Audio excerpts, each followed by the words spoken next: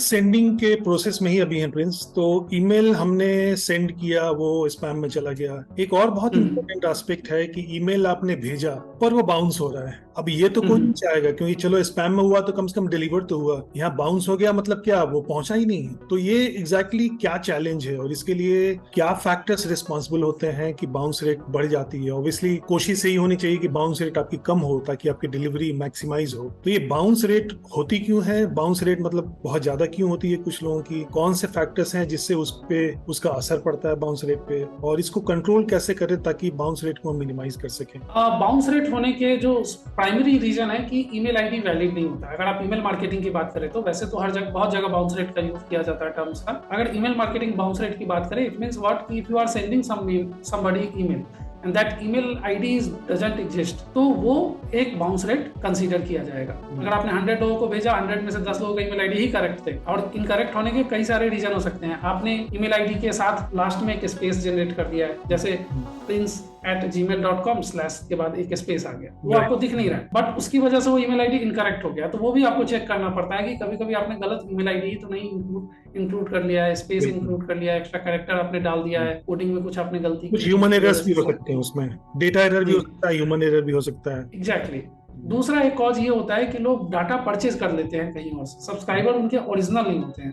तो जब आप डाटा परचेज करते हो तो आपकी जो वो डेटा है उसकी ऑथेंटिसिटी की गारंटी बेचने वाला भी नहीं लेता है। वो बिल्कुल। बोलता है कि इसमें 90% तक डेटा जो है करेक्ट हो सकता है। तो दो, अगर वो 90% बोल रहा है ना, most probably that will be going up to 50%, right. That my assumption. और first of all, I don't like और don't recommend anybody to buy the data. The reason is I am going to explain you here only that अगर आप data को by करते हो तो अगर उसने कहा 90%, आप जान लो इंडस्ट्री में अगर आपको 3% से ज्यादा बाउंस रेट मिल रहा है तो जो भी ईमेल सेंडिंग आप टूल्स यूज कर रहे हो वो आपको बैन कर देगा।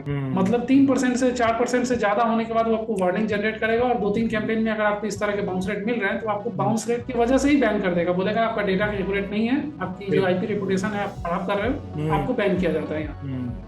तो अल्टीमेटली आपके वो डेटा वर्क नहीं करने वाली है। तो डेटा जब आपका रॉन्ग होगा तो बाउंस रेट होगा ही। अब बात आती है कि बाउंस रेट क्या हमेशा ईमेल आईडी के गलत होने की वजह से ही आती है? तो नहीं, इसका मैं थोड़ा सा बाउंस रेट को समझना पड़ेगा। बाउंस रेट दो तरह के होते हैं, एक होता है सॉफ्ट बाउंस रेट बाउंस और एक होता है हार्ड बाउंस। तो सॉफ्ट बाउंस से हमें घबराने की जरूरत नहीं है। द रीजन इज कि sometimes the server is not available. Our email ID is also hosted on some of the server, और वो सर्वर अभी अवेलेबल नहीं है, तो हमारा टेम्पररी ये बताता है सर्वर को कि ये ईमेल आईडी एग्जिस्ट करता था अभी से 2 घंटा पहले, 6 घंटा पहले, 1 घंटा पहले, क्योंकि स्टेटस कोड उसके पास होता है। तो उससे वो पता कर लेता है कि अगले 6 घंटे पहले ये अवेलेबल था, अभी नहीं है। तो वो ट्राई करता है अगले 24 आवर्स, 48 आवर्स और 72 आवर्स, बेस्ड ऑन द किसकी आप सर्विसेज ले रहे हो। इन ईमेल सेंडिंग की जो आपकी कंपनी है, सपोज दैट की XYZ कंपनी है, तो वो आपको कितने आवर्स का वो रीट्राइंग लिमिट देता है, उस पर डिपेंड करता है। तो 72 आवर्स तक वो चेक करेगा सॉफ्ट बाउंस के केस में। और हार्ड बाउंस के केस में क्या है कि वो बता देगा तुरंत इमीडिएटली कि this is not the correct email ID. तो concerning point is hard bounce, जहां पे आपको ये एग्जैक्ट डायरेक्टली मिल रहा है कि आपका ईमेल आईडी रॉन्ग है। तो आप इसको इंप्रूव कैसे कर सकते हैं? आपको मैंने एक पिटफॉल्स बताया था कि आपको डेटा नहीं परचेज करना चाहिए। रीजन ये है कि जब डेटा आप परचेज करते हो तो आपको गलत ईमेल आईडी मिलता है। तो इसको इंप्रूव ऐसे किया जा सकता है कि जब आप डाटा नहीं परचेज कर रहे हो तो आप अपनी कंटेंट स्ट्रेटजी पे काम कर रहे हो, आप अपने गिव अवे दे रहे हो, आप ई बुक्स सेंड कर रहे हो यूजर को फ्री में, तो लोग उस सब्सक्राइब करते हैं। लेकिन यहाँ भी एक पंगा ये आता है कि लोग गलत ईमेल आईडी डाल के ईमेल आईडी आपका ई बुक डाउनलोड कर लेंगे, आपके केस स्टडी डाउनलोड कर लेंगे। तो आपको ना ऑप्ट इन ओपन करना चाहिए, हमेशा इनेबल करके रखिए।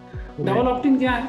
से जब कोई ईमेल आईडी डालता है तो उसको सबसे पहले राइट ईमेल आईडी जिसने उसने वो डाला है उसकी ईमेल पे पहला जाएगा वेरिफिकेशन ईमेल, वो जाके वेरीफाई करेगा, देन उसका ईमेल आईडी पे वो ई बुक ऑटोमेटिक डाउनलोड हो जाता है। इससे होता क्या है कि किसी के पास गलत ईमेल आईडी डाला तो अगर डाल तो सकता है वो, लेकिन वो उस गलत ईमेल आईडी को ओपन नहीं कर सकता है। अल्टीमेटली उसका वेरीफाई हो, बिल्कुल। वेरीफाई होने की वजह से क्या है कि आपके पास डबल ऑप्ट इन की वजह से sure shot correct email ID आपके पास आ गए। इससे भी आपका बाउंस रेट जो है सो लिमिट होगा। तो ये एक तरीका है।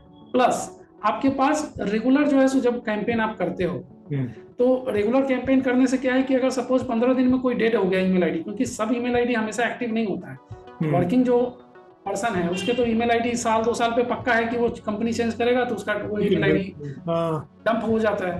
तो वो क्या है कि जब आप 2 महीने 3 महीने पे करोगे तो ऐसे बहुत सारे डेड ईमेल आईडी आपके कैंपेन में होते हैं जिससे बाउंस रेट बढ़ता है। इसलिए मैंने ये रिकमेंड किया है कि आप 7 दिन, 8 दिन, 10 दिन मैक्सिमम पे आप ईमेल कैंपेन करते रहो, जिससे कि आपका जो परसेंटेज ऑफ बाउंस रेट है वो हमेशा नीचे रहेगा, क्योंकि एकदम सडन से कोई चेंज नहीं कर लेता है। इससे भी आप बाउंस रेट को मिनिमाइज करके रखते हो।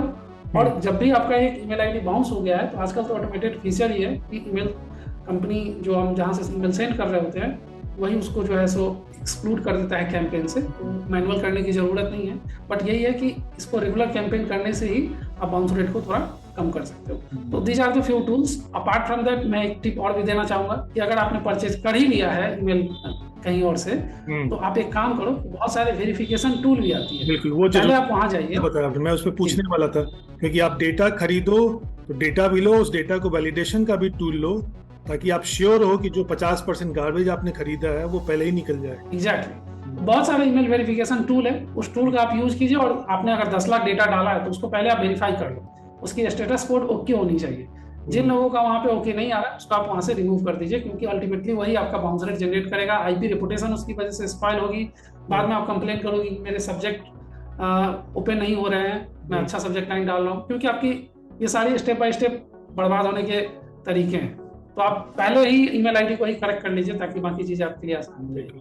और आप ही की एक बात को मैं लास्ट में हाईलाइट करना चाहूंगा, क्योंकि मुझे वो इतना इंपॉर्टेंट लगता है। इतनी बातों में लोगों ने शायद वो रियलाइज नहीं किया होगा, या maybe I repeat in case they do, कि इसका इम्प्लीकेशन बहुत स्ट्रांग है। आपका बाउंस रेट बहुत ज्यादा हाई हुआ एक सर्टेन परसेंटेज से, जैसे एक सर्टेन परसेंटेज प्लीज बता रहे थे 3% से ज्यादा हो गया, तो इंडस्ट्री नॉर्म से ज्यादा है। तो आपको क्या है कि वो आपका ईमेल मैनेजमेंट टूल आपको ईमेल सेंड करने से 24 घंटा 48 घंटा एक वीक के लिए बैन ही कर देगा। तो आप इसका इम्प्लीकेशन समझ रहे हो। ये ऐसा वाला एरर नहीं कि चलो हमने 100 लोगों को भेजा, 50 लोगों को बाउंस होगा, चलो कोई बात नहीं, 50% सक्सेस तो है। उसका सेकंड इम्प्लीकेशन भी है, क्या फ्यूचर में भी कुछ घंटे कुछ दिन आप भेज नहीं पाओगे ईमेल, प्लस आपका आईपी रेपुटेशन खराब हुआ, वो सब चीजें तो चलो थोड़े साइड वाली बात हुई, बट आपका डायरेक्ट इम्प्लीकेशन ही बहुत स्ट्रॉन्ग है। इसलिए बाउंस रेट वाले एस्पेक्ट को कैसे समझ पाना, उसमें प्रिंस जैसे एक्सपर्ट्स को उनसे बात करना, यूज करना, या हमारे पास बहुत सारे कंटेंट हैं उनमें आप देखिए, इन चीजों को समझने की कोशिश कीजिए। हर ये एस्पेक्ट जो है बहुत ही इंपॉर्टेंट होता है, क्योंकि इसका डायरेक्ट इम्प्लीकेशन है आपकी कंपनी की कैपेबिलिटी का, आपकी कैपेबिलिटी का, कि आप कितने ईमेल सेंड कर सकते हो नहीं कर सकते हो। आपका पूरा ईमेल कैंपेन का शेड्यूल ही घबरा जाएगा। हो सकता है कि आपका 2 दिन बाद कुछ बहुत ही इंपॉर्टेंट इवेंट आने वाला हो, आपने ईमेल भेजा, उसका बाउंस रेट ऐसा था कि इवेंट के पहले आप आज के बाद भेज ही नहीं पाओगे। तो आप सोचो कितना क्रिटिकल है आपके लिए। इसलिए ये चीजें जो सुनने में बहुत ईजी है, थोड़ी टेक्निकल लगती हैं, बट इनका इम्प्लीकेशन प्रैक्टिकली बहुत ही स्ट्रांग होता है। सो आई थिंक प्रिंस ने काफी अच्छे से बताया, इसका इम्प्लीकेशन बहुत स्ट्रांग है।